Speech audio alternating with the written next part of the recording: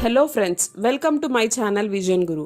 This is Zia and previous class లో HTML program ఎలా రాయాలి, ఎలా రన్ చేయాలి, అలాగే కొన్ని బేసిక్ HTML ట్యాగ్స్ గురించి కూడా తెలుసుకున్నాం. ఈ రోజు చెప్పుకోబోయే క్లాస్లో ఇంకొన్ని HTML ట్యాగ్స్ గురించి మరియు HTML అట్రిబ్యూట్, వాల్యూ, ప్రాపర్టీ అంటే ఏంటో కూడా తెలుసుకుందాం. మీరు కనుక నా వీడియో చూడడం ఇదే ఫస్ట్ టైం అయితే సో లేట్ చేయకుండా నా ఛానల్ని సబ్స్క్రైబ్ చేసుకోండి. అదేవిధంగా బెల్ ఐకాన్ని క్లిక్ చేయడం మర్చిపోవద్దు. నా వీడియోని ఎక్కడా స్కిప్ చేయకుండా చివరి వరకు చూడండి. చివరి వరకు చూసినట్లయితే నేను చెప్పేది మీకు చాలా చక్కగా అర్థమవుతుంది. సో మనం ప్రీవియస్ క్లాస్లో ఆల్రెడీ చెప్పుకున్నాం కదా, ఇక్కడ మనం నోట్ ప్యాడ్తో స్టార్ట్ చేస్తున్నాము. నోట్ ప్యాడ్లో మనము ఫస్ట్ HTML ట్యాగ్ అనేది రాసుకుంటున్నాము. సో HTML ట్యాగ్ని మనం స్లాష్తో క్లోజ్ చేసుకుంటాము. అదేవిధంగా బాడీ ట్యాగ్ రాస్తున్నాను. సో బాడీ ట్యాగ్ రాసిన తర్వాత బాడీ ట్యాగ్ని కూడా మనం స్లాష్తో ఎండ్ చేసుకోవాలి. సో ఇప్పుడు దీన్ని మనం ఫైల్లోకి వెళ్ళి సేవ్ చేసుకుందాం. సో ఇక్కడ సేవ్ యాజ్ టైప్లో మనము ఆల్ ఫైల్స్ని సెలెక్ట్ చేసుకుంటున్నాము. అదేవిధంగా ఫైల్ నేమ్కి వచ్చేసరికి ఇక్కడ నేను lesson2.html అని సేవ్ చేస్తున్నాను. సో ఇప్పుడు మనం ఈ ప్రోగ్రామ్ని రన్ చేయడానికి మనం ఎక్కడైతే ఫైల్ని సేవ్ చేసామో ఆ ఫైల్ని డబుల్ క్లిక్ చేసి ఓపెన్ చేసుకోవాలి. సో ఇక్కడ lesson2 అని సేవ్ చేసాం కదా, దీన్ని ఓపెన్ చేస్తున్నాను. బాడీలో టెక్స్ట్ ఏం రాయలేదు మనము. సో ఇక్కడ మనం రీఫ్రెష్ చేసినప్పుడు అవుట్పుట్ అనేది మనకి ఇక్కడ ఎంప్టీగా వచ్చింది, ఎందుకంటే మనం ఏం టెక్స్ట్ ఇవ్వలేదు కాబట్టి ఇక్కడ ఎంప్టీ పేజ్ అనేది మనకు కనిపిస్తోంది. సో HTML ట్యాగ్ అనేది మనకి డిజైనింగ్ కోసం యూజ్ చేస్తాం. ఇందులో మనకి అట్రిబ్యూట్ అనేది HTML ట్యాగ్ని ఎక్స్పాండ్ చేసి డిఫైన్ చేయడానికి యూజ్ చేస్తాం అన్నమాట. ఎగ్జాంపుల్కి చూస్తే ఇక్కడ బాడీ ట్యాగ్ యొక్క అట్రిబ్యూట్ బీజీ కలర్ అంటే బ్యాక్గ్రౌండ్ కలర్ అని. సో ఇక్కడ మనం డబల్ కొటేషన్లో ఏ కలర్ కావాలంటే ఆ కలర్ని మనం ఇక్కడ మెన్షన్ చేసుకోవచ్చు. నేను ఇక్కడ ఎల్లో రాశాను. సో దీనివల్ల బాడీ బ్యాక్గ్రౌండ్ కలర్ అనేది ఎల్లో కలర్లోకి చేంజ్ అవుతుంది. ఓకే, దీన్ని మనం సేవ్ చేసుకుందాము. సో అవుట్పుట్ చూడాలి కదా, ఇక్కడ నేను రీఫ్రెష్ చేస్తున్నాను. సో చూడండి, ఇక్కడ మనకి బాడీ బ్యాక్గ్రౌండ్ కలర్ అనేది మొత్తం ఎల్లో కలర్లోకి చేంజ్ అయింది. సో అలా మనకి ఏ కలర్ కావాలంటే మనం ఆ కలర్ని ఇక్కడ ఇవ్వచ్చు. సో HTMLలో ఆల్రెడీ మనకు కొన్ని కలర్స్ అనేవి డిఫైన్ చేసేసి ఉంటారు. అలా కాకుండా మనము హ్యాష్ కోడ్ కూడా యూస్ చేసుకోవచ్చు. ఫర్ ఎగ్జాంపుల్ ఇక్కడ నేను హ్యాష్ కోడ్ ఒకటి యూస్ చేస్తున్నాను, 3CFF33. సో అనే హ్యాష్ కోడ్ని యూస్ చేశాను. ఒకసారి అవుట్పుట్ మళ్ళీ చెక్ చేసుకుందాం. సేవ్ చేసుకున్నాను, రీఫ్రెష్. చూడండి, ఇక్కడ మనకి అవుట్పుట్ అనేది కలర్ మనం ఇచ్చిన కోడ్ ప్రకారం మనకి ఇక్కడ గ్రీన్ కలర్లోకి వచ్చేసింది. ఈ విధంగా మనము కలర్ నేమ్ ఇచ్చైనా సరే, లేకపోతే హ్యాష్ కోడ్ యూస్ చేసి అది గుర్తుంటే మనకి హ్యాష్ కోడ్ గుర్తుంటే హ్యాష్ కోడ్ ఇచ్చి కూడా మనం ఇక్కడ కలర్ అనేది చేంజ్ చేసుకోవచ్చు. సో ఇక్కడ ఈ బీజీ కలర్ అనేది HTML అట్రిబ్యూట్ రెడ్ ఎల్లో ఏ కలర్ అయితే మనం ఇస్తామో ఇక్కడ అది వాల్యూ అవుతుంది. సో ప్రతి HTMLలో కూడా అట్రిబ్యూట్తో పాటు దాని వాల్యూ కూడా ఉంటుందన్నమాట.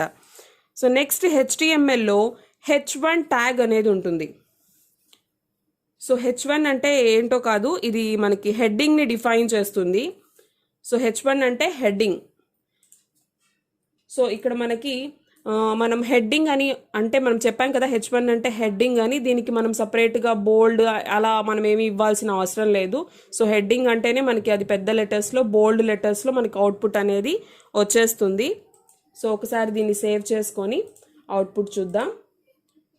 చూడండి, ఇక్కడ హెడ్డింగ్ 1 అని చెప్పేసి మనము టెక్స్ట్ రాసాం కదా, అక్కడ ఇది హెడ్డింగ్ మనకి బోల్డ్ లెటర్స్లో కొంచెం పెద్దవిగా కనిపిస్తుంది కదా, చూడండి. సో మనకి ఈ హెచ్ ట్యాగ్స్ అనేవి 6 ఉంటాయి అన్నమాట. మొత్తం H1 నుంచి H6 వరకు ఉంటాయి. H1, H2, H3, H4, H5, H6. So టోటల్గా మనకి 6 ట్యాగ్స్ ఉంటాయి అన్నమాట.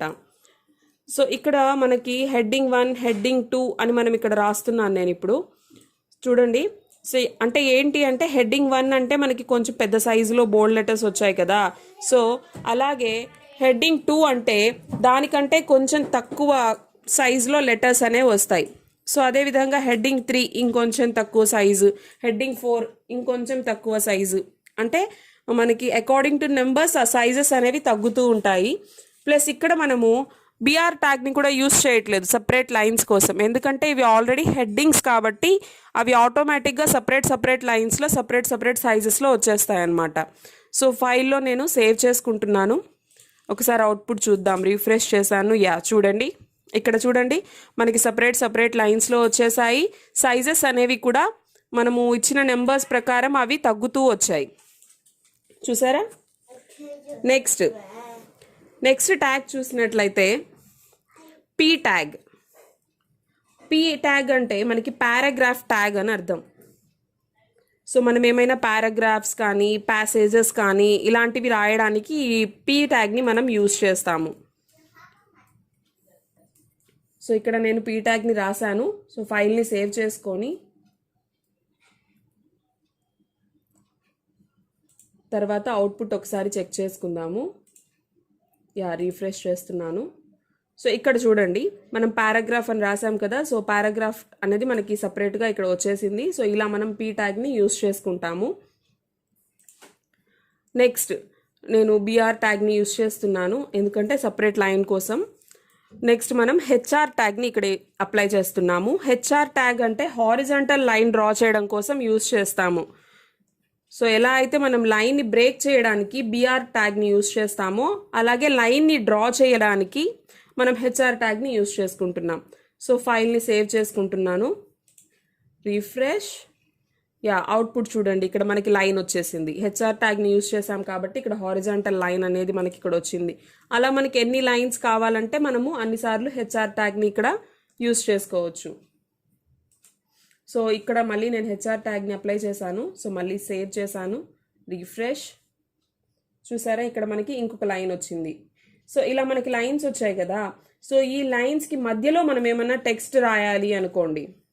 సో అప్పుడు మనం ఏం చేయాలి, ఇక్కడ ఒక హెచ్ఆర్ ట్యాగ్ తర్వాత నేను ఇక్కడ విజన్ గురు అనే టెక్స్ట్ రాశాను. ఫైల్లోకి వెళ్ళి మళ్ళీ సేవ్ చేస్తున్నాను. రీఫ్రెష్. సో చూడండి, ఇక్కడ లైన్స్కి మధ్యలో మనం రాసిన టెక్స్ట్ విజన్ గురు అనేది వచ్చేసింది. సో ఇది మనకి స్టార్టింగ్లో వచ్చింది కదా, అలా కాకుండా మిడిల్ ఆఫ్ ద పేజ్లో రావాలి, ఆ లైన్స్కి మధ్యలో రావాలి అంటే సో మనం ఇక్కడ సెంటర్ ట్యాగ్ని యూజ్ చేసుకోవాలి. సెంటర్ ట్యాగ్ని యూజ్ చేయడం వల్ల మనం రాసిన టెక్స్ట్ అనేది మనకి అది మిడిల్లోకి అనేది వస్తుంది. సో ఇక్కడ మళ్ళీ సేవ్ చేసి ఒకసారి అవుట్పుట్ని చెక్ చేద్దాం. చూడండి, విజన్ గురు అనేది మనకి ఇందాక స్టార్టింగ్లో ఇక్కడ ఫస్ట్లో ఉన్నింది కదా, ఇప్పుడు అది మనకి సెంటర్లోకి వచ్చేసింది. సో ఈరోజు మన క్లాస్లో ఇంతవరకు నేర్చుకున్నాం. ఐ హోప్ మీ అందరికీ అర్థమైంది అనుకుంటున్నాను. నా ఈ వీడియో కానీ మీకు నచ్చినట్లయితే ప్లీజ్ లైక్ చేయండి, షేర్ చేయండి. అదేవిధంగా నా ఛానల్ని సబ్స్క్రైబ్ చేయడం మాత్రం మర్చిపోవద్దు. మనం నెక్స్ట్ వీడియోలో కలుద్దాం. Thank you.